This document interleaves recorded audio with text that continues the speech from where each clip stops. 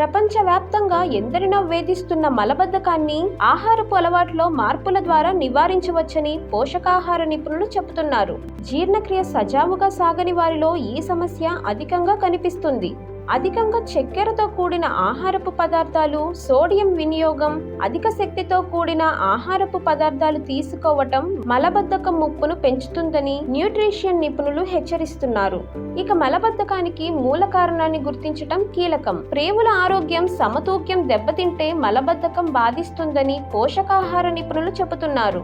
ఆరోగ్యకరమైన ఆహారం తీసుకోవడం ద్వారా మలబద్ధకం నుంచి సులభంగా బయటపడవచ్చని న్యూట్రిషనిస్ట్ శిఖా గుప్తా చెబుతున్నారు.